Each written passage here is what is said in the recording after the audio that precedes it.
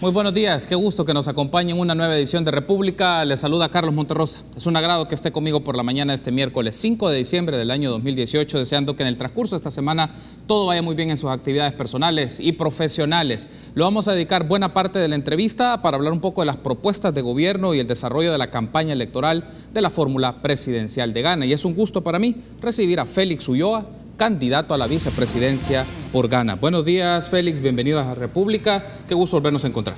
Gracias, Carlos. Es un gusto también conversar contigo y con toda la audiencia que nos está sintonizando. Tenemos pues un buen tramo de la entrevista para hablar un poco de cómo se va desarrollando las propuestas de gobierno, la campaña electoral, algunos comentarios que se han dado más en la coyuntura, sobre todo con la contribución especial de seguridad y los debates que ha generado entre las distintas fórmulas a la presidencia, particularmente la de Ghana como la del partido Arena. Pero vamos de entrada a ver temas de carácter económico, si te parece, Félix, y luego vamos ampliando otros temas de la propuesta de gobierno. En un evento en la Universidad de El Salvador del 15 de noviembre, el candidato a la presidencia por Ghana, Nayib Bukele, mencionó que de llegar al gobierno va a empezar a desmontar el modelo neoliberal que el FMLN nunca tuvo el valor de hacer. Lo digo de manera textual. La pregunta es esta, Félix: ¿cómo se desmonta ese modelo neoliberal desde el órgano ejecutivo? Bueno, mira, hay algunas medidas que hemos estado analizando con nuestros equipos de expertos económicos y se ve que hay posibilidades de hacer un golpe de timón en este modelo. Sobre todo porque hemos estado conversando de manera sistemática y permanente con los sectores productivos, con los sectores laborales, y ambos coinciden que es tiempo ya de hacer un giro copernicano con este modelo. Tú sabes que nuestro país, en la época de los 60 y los 70, siguiendo la línea de desarrollo que había planteado la CEPAL, había entrado en esa política de sustitución de importaciones y habíamos llegado a un proceso de industrialización, digamos de una industria media de ensamblaje. Incluso llegábamos a fabricar vehículos aquí en El Salvador. Tú posiblemente no te acuerdas, pero había un vehículo que se llamaba el Cherito, era un pick-up que se fabricaba aquí en El Salvador, y el país estaba pues en ese despegue industrial cuando nos vino la guerra y por supuesto la guerra trae destrucción, trae una contracción económica para el crecimiento sostenido de una economía y nos detuvimos. Creímos que en la posguerra se iba a reconstruir el país basado en un modelo diferente, un modelo que pudiera retomar lo bueno de la sustitución de importaciones. Ya había fracasado el tema de la integración centroamericana en la guerra con Honduras, donde El Salvador justamente había mostrado esa pujanza económica liderando el proceso a nivel centroamericano, pero desafortunadamente el modelo que se nos impuso a partir de la posguerra fue un modelo de una economía prácticamente extractiva, una economía que no privilegió el aparato productivo del país. Se abandonó el agro, se abandonó la ganadería, los industriales no tuvieron ningún incentivo y todo se basó en querer desarrollar este tema de las zonas francas. Un presidente iba a decir que El Salvador debía ser una sola maquila, una gran maquila, que aquí no necesitábamos frijoles porque los podíamos comprar, lo podíamos importar el maíz, es decir, un total abandono al campo. Esto, hablando ahora con estos sectores, están preocupados de ver que durante los 4 gobiernos de Arena y los 2 del FMLN no se le apostó a esa reactivación del campo.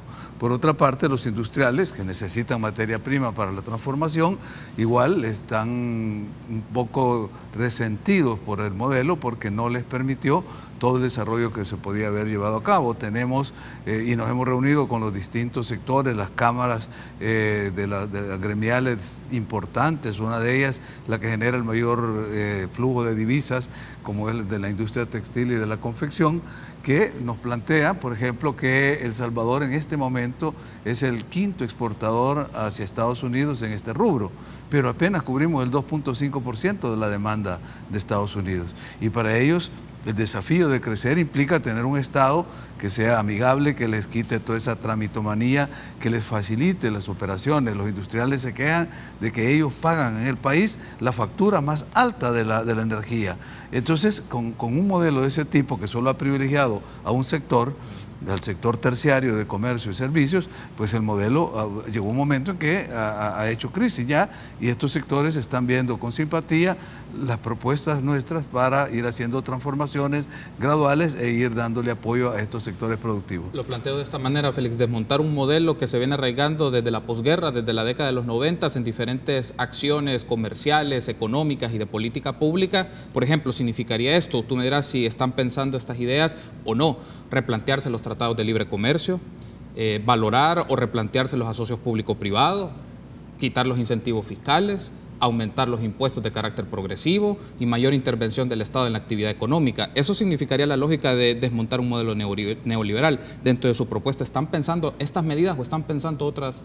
No necesariamente. Fíjate que en el caso de los tratados en los que El Salvador participa, apenas se utiliza el 10% de las ventajas que dan los tratados. O sea que hemos ido firmando tratados y no se le da ninguna utilidad. Ahora nosotros estamos revisando esos convenios comerciales para ver cómo le sacamos más ventaja y hacemos más efectivos los vigentes. No necesitamos ir ampliando con más tratados porque los que están firmados no se cumplen a cabalidad o en su mayor parte. En el otro tema de impuestos, por supuesto que no pensamos aumentar ningún tipo de impuestos. Ya suficiente carga tributaria tienen los sectores medios, la clase media, el sector del empleo, los empleados públicos, los empleados que tenemos salarios fijos y son los que realmente soportan la carga tributaria. Porque paradójicamente en la pirámide tributaria la gran empresa es la que tiene las mayores elusiones en unos casos, evasiones en otros, y la carga tributaria no es adecuada para el nivel de ingresos que tienen.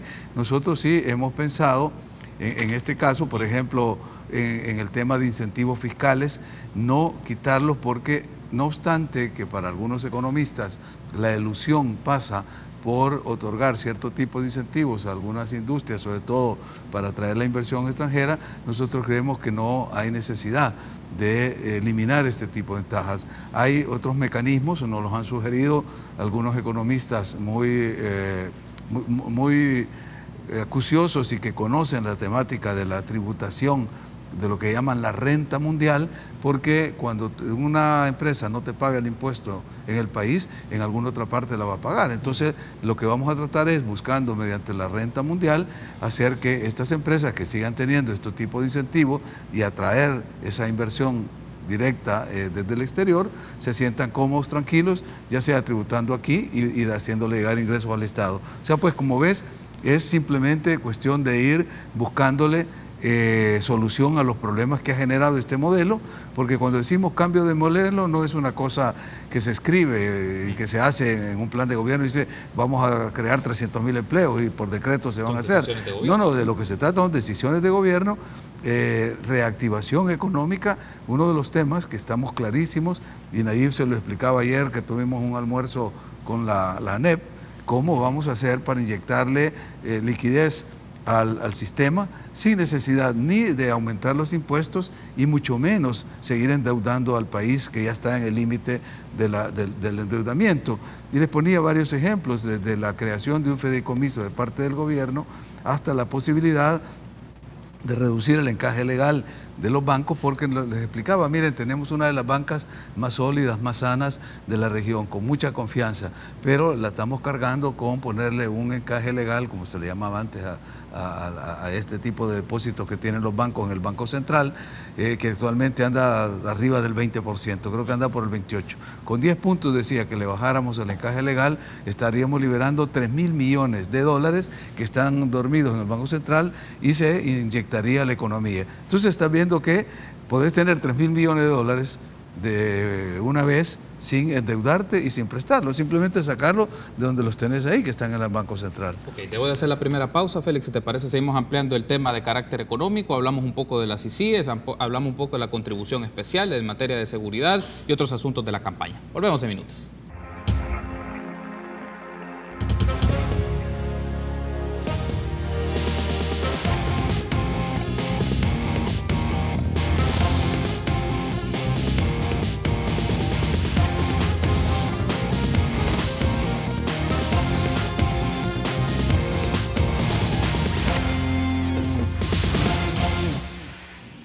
Gracias por continuar junto a nosotros en República. Seguimos platicando con Félix Ulloa, candidato a la vicepresidencia por Gana. Ahora me gustaría que, retomando el tema de carácter económico que traemos del bloque anterior, Félix, en el evento que tuvo FUSADES, en los conversatorios que tiene FUSADES con los distintos candidatos a la presidencia, Nayib Bukele mencionó: nosotros somos fiel creyente de la propiedad privada y somos fiel creyente de las libertades económicas. Ahora bien, hablábamos en el bloque anterior, es cómo se puede desmontar un modelo neoliberal. Y pregunto lo siguiente, Félix, para tener tu apreciación sobre esto. ¿Cómo se vuelve compatible este credo de propiedad privada y de libertades económicas para desmontar el neoliberalismo? Bueno, lo que pasa es que no son conceptos vinculantes. O sea, un modelo como el actual de una economía extractiva no tiene nada que ver con un concepto de propiedad privada y libertad de mercado. Fíjate cómo está tan afectada la libertad de mercado y la libre competencia en el país, que una cadena internacional de supermercados que quiso instalarse en el país tardó más de 8 años para que le dieran el permiso para hacer un supermercado ahí en Mexicanos, porque el otro supermercado grande estuvo bloqueando constantemente el instalarse esa empresa en el país. ¿Cómo lo bloqueó? Bueno, según las denuncias que tenemos, y lo discutimos ayer en ASI, se tocó el tema con nombre y apellido, porque se dijo de que era imposible tener un desarrollo y entender y hablar de libre mercado y de libertades democráticas cuando se usa el poder económico para impedir en una competencia desleal que el pueblo se beneficie con una oferta más amplia. Entonces se decía de que este supermercado durante 8 años, a través de los gobiernos locales que tenía el Partido Arena en ese municipio, estuvo bloqueando constantemente hasta que al final pues la empresa multinacional logró instalarse y está funcionando, y el que se beneficia es el pueblo. Entonces, si un poder económico fáctico como el de este supermercado fue capaz de bloquear la libre competencia y bloquear a un competidor de la talla internacional de esta multinacional sin tener el uso ni el control del Ejecutivo, imagínate ahora que el hijo de este señor puede llegar a ser presidente como lo pretende, ¿cuáles serían las garantías para tener un libre mercado? Entonces, lo que les estamos presentando nosotros, y se lo dijimos con claridad, es: con nuestro gobierno van a tener seguridad jurídica, reglas claras y un respeto irrestricto al Estado de Derecho, porque lo hemos demostrado. El respeto al Estado de Derecho, a la ley, se ha demostrado desde que Nayib era funcionario, cuando yo fui funcionario público. En esta campaña hemos podido ver de que el otro partido, o sea, el Partido Arena y su candidato, son los que han violado la ley, se han puesto sobre la ley, y en esa actitud prepotente y arrogante de que con el dinero se puede hacer todo, hicieron campaña anticipada, pagaron las multas que se le pusieron, pero siguen demandando el mensaje: con el dinero nosotros estamos sobre la ley. Entonces, ese es el gobierno al que hay que tenerle temor si se llegara a constituir con ese partido, porque sería un gobierno que no respeta la ley, que no garantiza la libre competencia, que no garantiza el Estado de Derecho. Así que ese mensaje que dimos en ANEP ayer, y el que dio Nayib en FUSADES, y el que ha dado en muchos espacios donde ha tenido que explicar cuál es nuestra visión de gobierno, de un gobierno respetuoso de la ley, de las libertades democráticas, de las libertades económicas, por supuesto que lo sostenemos con hechos. Y para concluir con esta pregunta tuya, es decir, ¿cómo podría ser este modelo de ese giro? Hay un libro muy bueno que yo lo recomiendo, que hace años que se escribió, que es el de Arturo Sabla.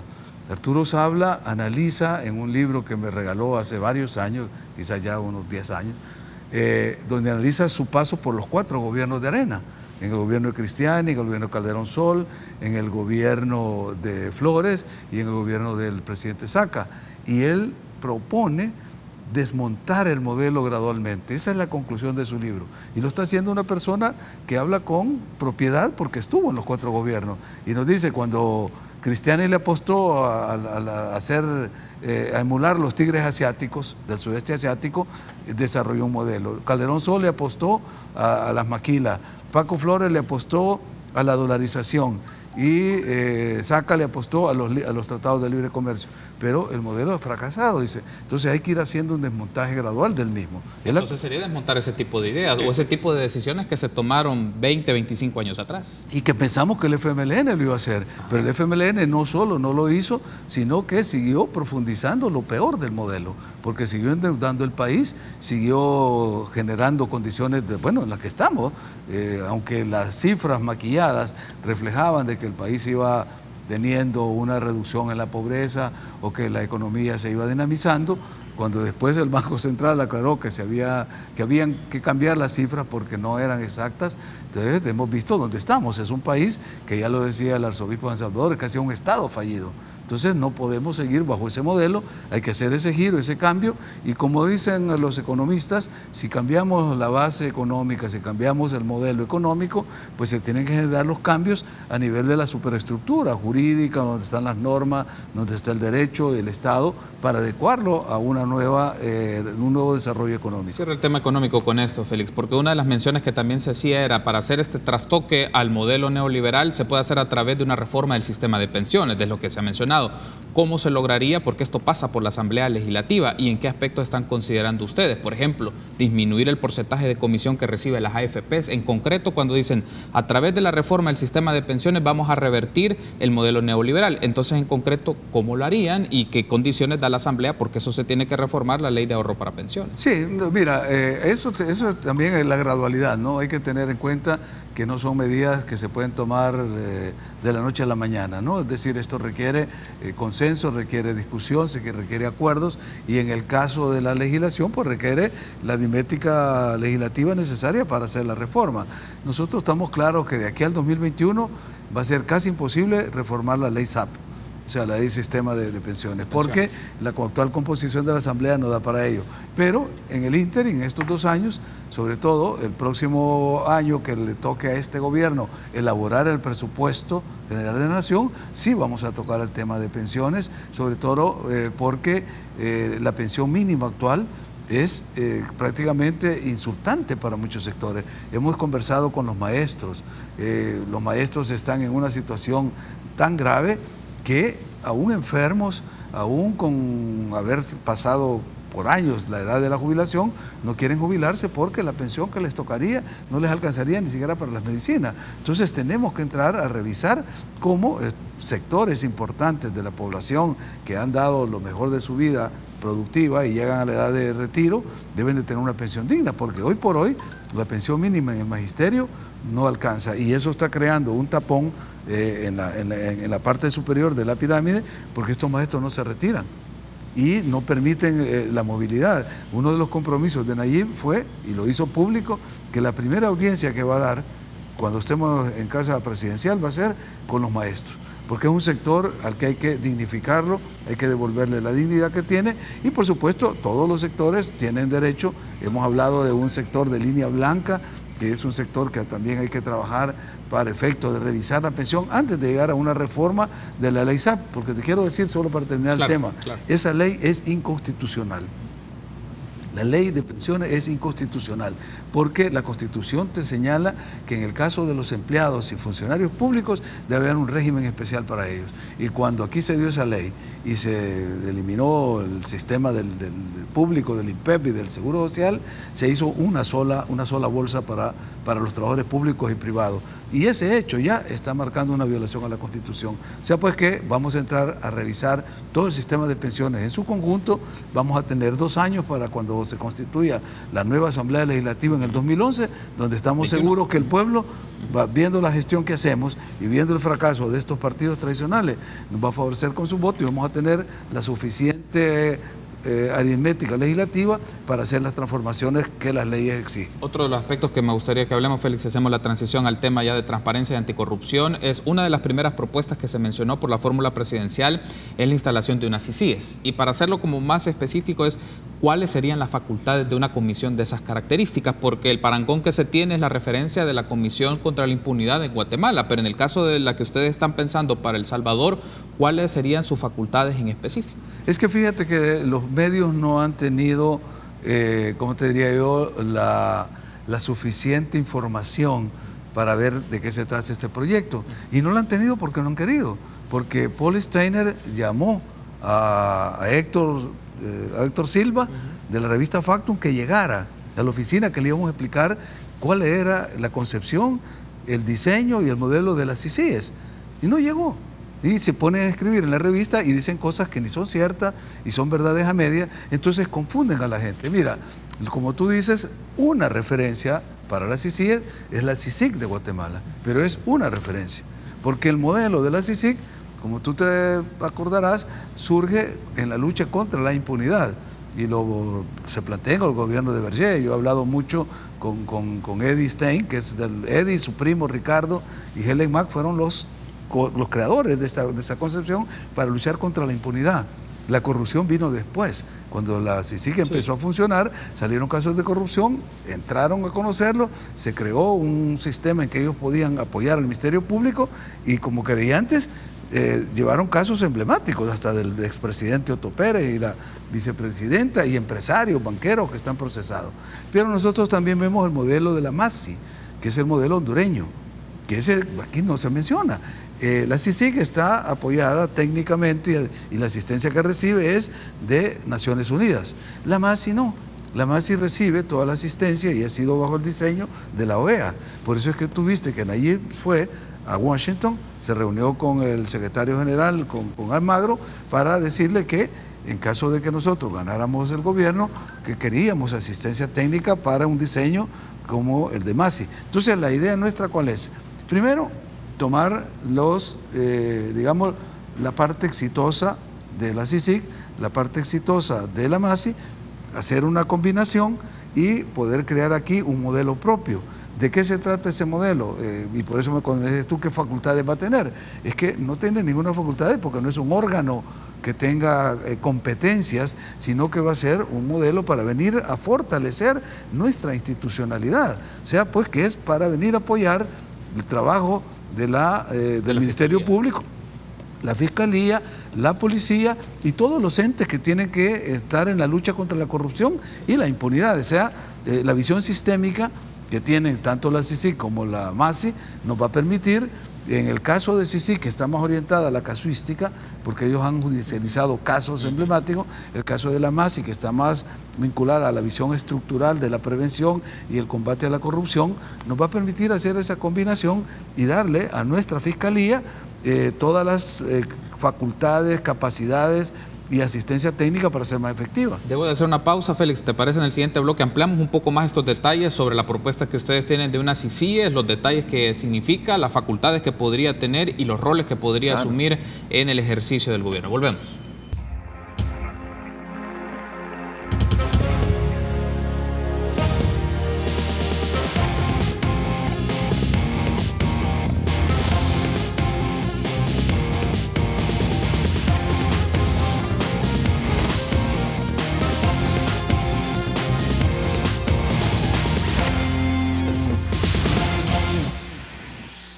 Gracias por seguir junto a nosotros en República. Continuamos platicando con Félix Ulloa, candidato a la vicepresidencia por Gana.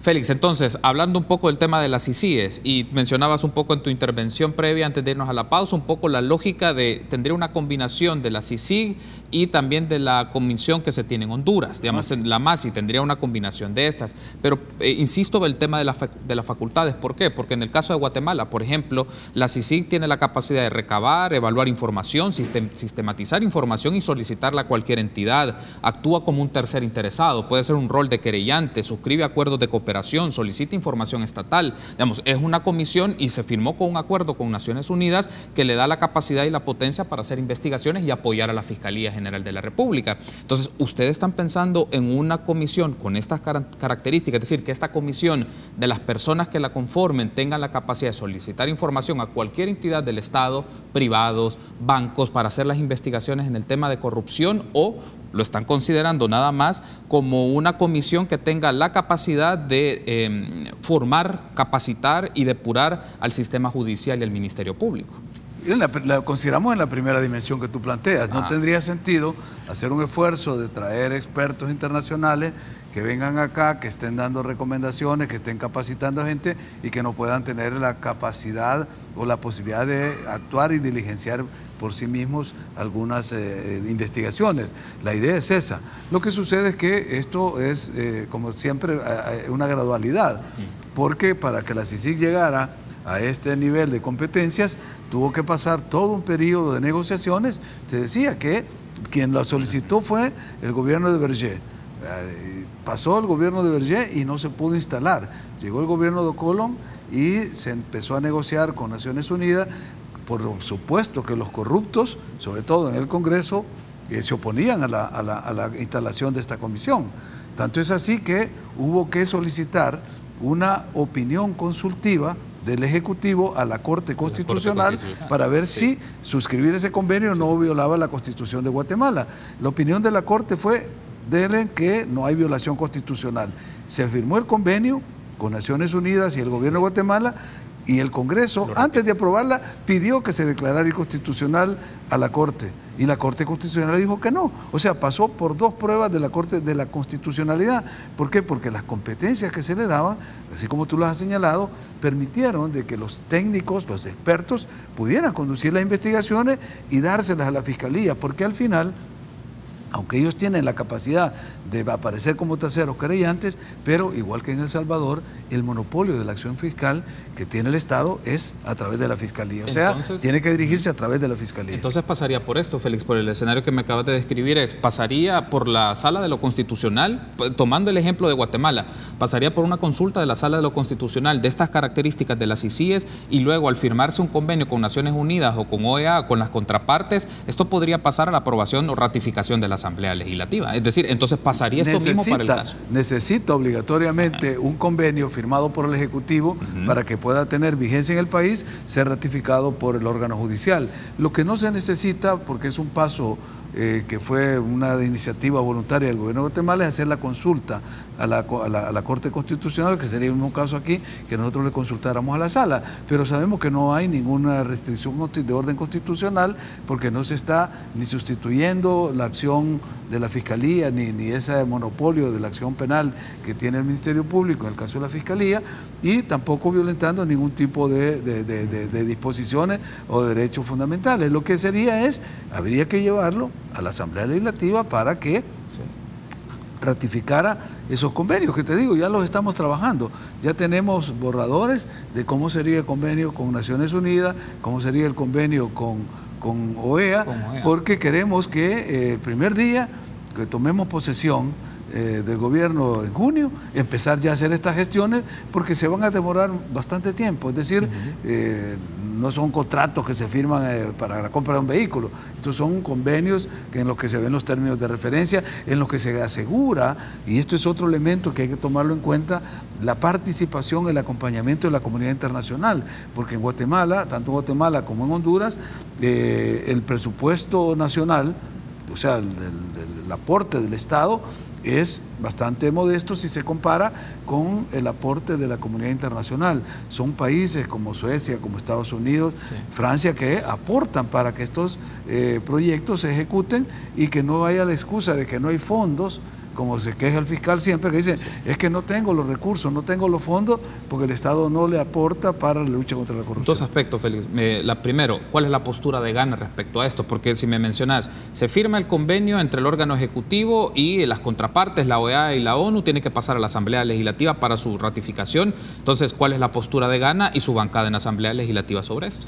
Bueno, yo hasta ahora eso no es un tema que se ha discutido, porque no tiene nada que ver con la agenda legislativa actual. Esta es una decisión que la va a tomar el presidente de la República, va a instruir al ministro de Relaciones Exteriores y se van a negociar los convenios. Cuando toque llevarlo a la Asamblea Legislativa, veremos cuál será la posición de Ghana, de Arena o del FMLN, porque en ese momento les tocará a ellos decidir si ratifican o no un convenio. Pero si no te lo aprueban, entonces se te va a caer esa propuesta. Si no lo aprueban, lo que vamos a hacer es esperar al 2011, y entonces el pueblo va a ver quiénes son los corruptos que están encubriendo a los otros corruptos. Y ese sentido es la última ratio, y esta es una línea de trabajo que tenemos con Nayib, la última ratio es el pueblo. Por eso nos han dicho, ¿y cómo van a gobernar ustedes si no tienen fracción legislativa? El pueblo. Lo discutíamos con las gremiales empresariales, porque la misma pregunta, pero ¿cómo van a hacer para reformar algunas leyes, para beneficiarnos en la tramitomanía o en algunos estímulos económicos, el cobro del IVA que no le dan a los exportadores? En Coexport se quejan que les tienen hasta un año el IVA, que se lo deben regresar a los 30 días. Entonces le decíamos, miren, es sencillo. Nosotros, cuando vayamos a la Asamblea Legislativa con un proyecto de ley, para que afecte a un sector determinado, es porque lo hemos negociado, lo hemos discutido, lo hemos acordado con ese sector y ese sector nos va a acompañar a la Asamblea. O sea que el gobierno va a estar siempre de la mano de los sectores con los cuales se necesite impulsar reforma legislativa. Ahí vamos a ver cuál es la actitud de los diputados. Y como en la política actual el tema de premio-castigo se resuelve el día de las elecciones, pues los diputados que se opongan a esto lo van a tener que defender en las elecciones de 2011. Tengo un minuto, Félix. Perdón. Tú mencionaste un aspecto que es relevante. Esto es, ya tienen borradores de convenio, es decir, hay un equipo de trabajo en esto, y quienes conforman ese equipo de trabajo para plantearlo ante estas instituciones y eventualmente podrían ser perfiles de algunas personas que podrían apoyarles de llegar ustedes a la presidencia con esta lógica de las CICIES. Sí, mira, por razones obvias no puedo dar los nombres porque son personas que nos están colaborando de manera espontánea, de manera voluntaria, nadie está cobrando aquí por darnos este apoyo, esta asesoría. Pero son funcionarios públicos actualmente, algunos de ellos. Más de algunos funcionarios públicos, otra gente trabaja en organismos internacionales, todos con experiencia y vinculación en el ramo, con unas credenciales sólidas en la lucha contra la corrupción. Y es un equipo que con Paul Steiner lo estamos dirigiendo. Paul ha tomado esa responsabilidad de coordinar estos equipos, porque a mí a veces por mi agenda me toca ausentarme, pero en la manera en que yo puedo estar acompañándolo, lo hemos hecho. Y esa es la garantía de que este es un trabajo que se está haciendo sin una agenda política, porque no queremos decir con la CICIE vamos a tener la herramienta para ir a la revancha política y a perseguir a este o aquel sector, como de hecho ahora se está percibiendo, porque a mí me da pena decirlo, pero lo dijo la encuesta de la Universidad Francisco Gavidia, cuando los salvadoreños le preguntaron cuál era la percepción del trabajo del fiscal, más del 60% dijo que tenía una agenda a favor de Arena. Yo no sé si es cierto o no, no puedo decir, no puedo juzgarlo, ni siquiera aseverar que eso es verdad o no, pero es la percepción que tiene la población del actual desempeño del fiscal. Y solo ese hecho, que el 60% de los salvadoreños perciba a la fiscalía con un sesgo político partidario, ya amerita, exige, demanda, impone la necesidad de tener un ente internacional que sea independiente y que no tenga una agenda para ningún lado. Debo de hacer una pausa en el último bloque, si te parece, Félix, hablemos un poco de la campaña, cómo se va desarrollando la campaña y algunas ideas en función de la propuesta de gobierno. Volvemos.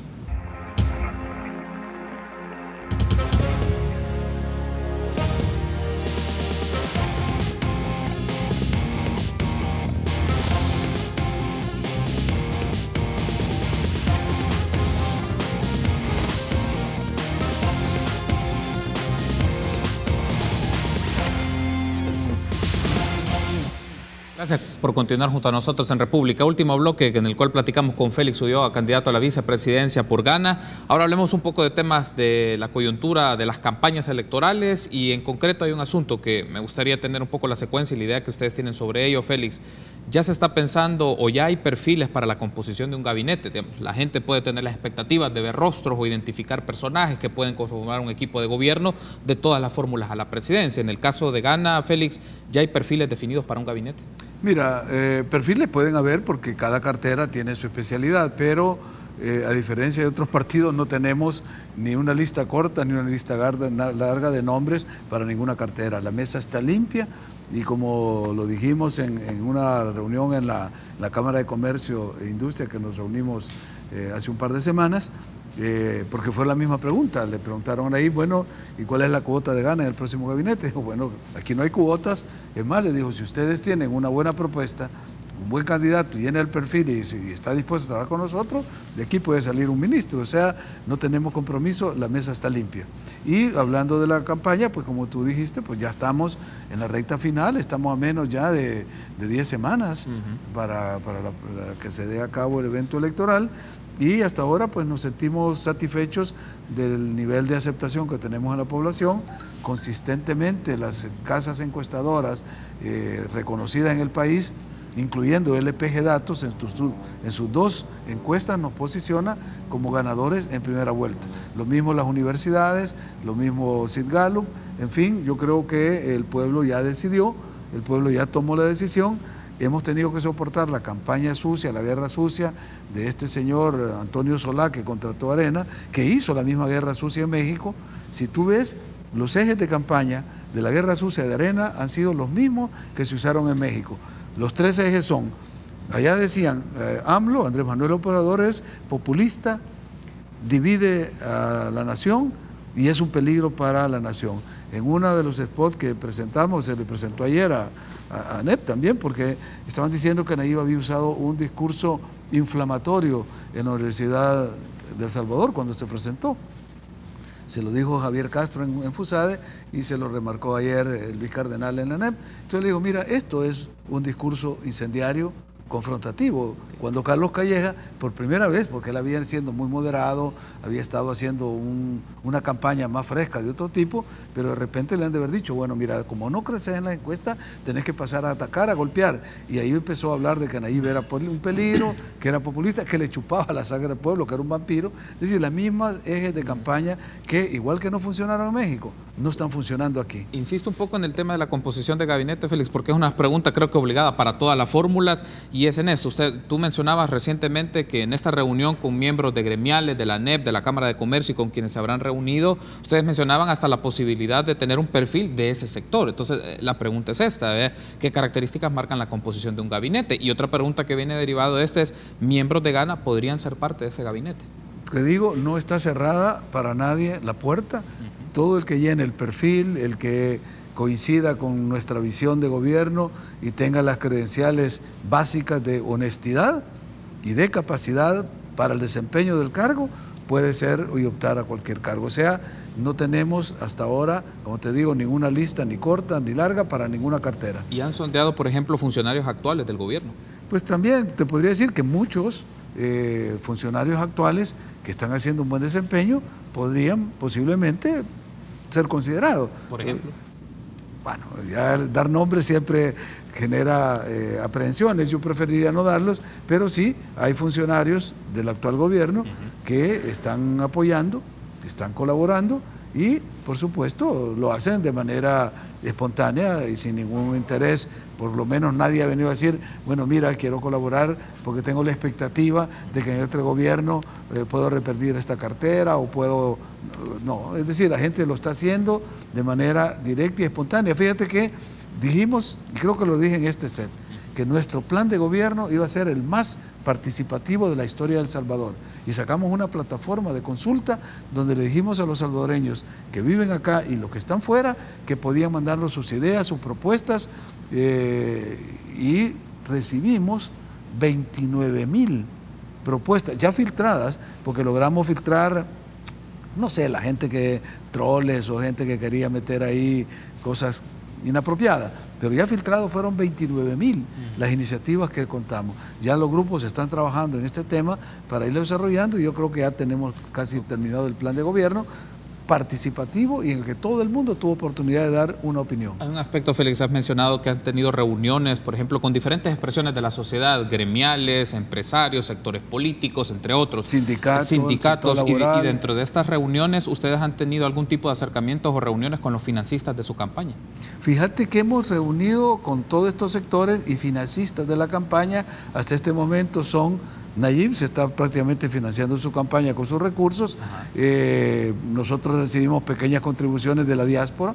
De hecho, yo tengo que salir a agradecerles porque nos han estado financiando directamente. Por ejemplo, necesitamos 30 buses, los paga la Casa de Nuevas Ideas de Boston.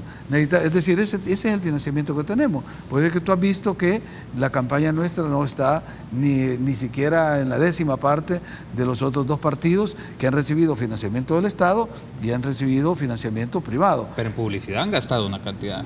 Mira, acordate que en publicidad hay canjes, hay créditos, y hasta este momento no creo yo que hayamos gastado lo que dijo una asociación civil, creo que dijo que Gana era el que más había gastado en publicidad. Yo no he visto una factura a nombre de Gana, porque es a través de Nayib que se está financiando la campaña y eso lo está haciendo él con sus propios recursos. O sea, que lo financia con sus propios fondos. Y en tu caso, Félix, a ti te está patrocinando, por ejemplo, tus viajes, tus actividades políticas, el segmento, la diáspora de Nuevas Ideas o de Gana fundamentalmente hasta para la gasolina que usamos cuando vamos al territorio acá para la comida, para los gastos, son amigos que nos mandan esos fondos, pequeñas contribuciones de $500, de $800, bueno, de $100, y vienen y fíjate que no se usan ni el sistema financiero o el sistema, sino que la gente le dice a sus parientes acá, le vamos a mandar y denle por favor ahí al doctor para que se movilice. Se les entreguen el dinero, ¿y quién lo gestiona? ¿Cómo lo manejan? Digo, porque deben de haber porque yo lo pues. que se mueve, darle la factura, mira, llenamos los 3 vehículos que andan conmigo, aquí están las facturas, se gastó en esto, o aquí está, fuimos a comer a tal parte, aquí está la factura, porque no tenemos otro gasto. Yo no he visto un spot mío en televisión, una página pagada, un MUPI, porque no tenemos necesidad de eso. Es decir, esta campaña es tan atípica que no se está invirtiendo en los medios tradicionales y es tan barata que Nayib pone un tweet y se reproduce por miles y cientos de miles. Da un Facebook Live para anunciar, por ejemplo, cuando dijo que íbamos a crear toda esta estructura para la defensa del voto del 1×10, y hay 80.000 dispositivos conectados. O sea, no necesitamos en una campaña de este tipo las grandes inversiones que los otros partidos las están haciendo, porque han gastado millones y han recibido $10 millones del Estado, de nuestros impuestos. Nosotros hemos recibido 0. Cierro entonces con esto, Félix, me resta un minuto. ¿Han tenido acercamientos de sectores empresariales que están dispuestos a patrocinar su campaña? Pues a mí en lo personal no tengo amigos empresarios de ese nivel que me puedan dar una ayuda millonaria. Nayib se lo dijo y lo repito porque de estas cosas hay que decirlas y hay que dar la fuente, la información, por si alguien la quiere comprobar. Lo dijo en la Cámara de Comercio e Industria. No tenemos ningún grupo económico que nos esté financiando.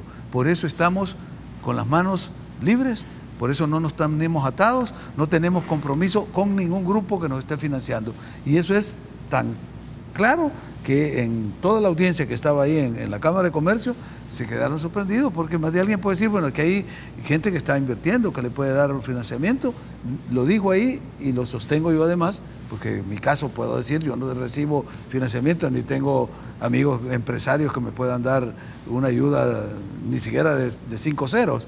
Entonces estamos haciendo una campaña con el pueblo, junto al pueblo, y es el pueblo que está pagando. Allá en Corinto nos dieron de comer en La Unión, en Chirilagua, en el cantón Azacualpa. Donde vamos, la gente se encarga de hacernos nuestra campaña. Félix, gracias por habernos acompañado. Espero que nos volvamos a encontrar y que también te pueda acompañar Nayib Bukele y podamos tener una entrevista en este espacio para hablar de diferentes temas de la campaña, de las propuestas de gobierno y expectativas, por ejemplo, de la correlación de fuerzas en la Asamblea Legislativa para el desarrollo de su programa de gobierno, de llegar ustedes a la presidencia. Gracias, Félix. Es un gusto, Carlos, y por supuesto un placer haber conversado con la audiencia. Perfecto. Permítanos una pausa. Continuamos con más entrevistas.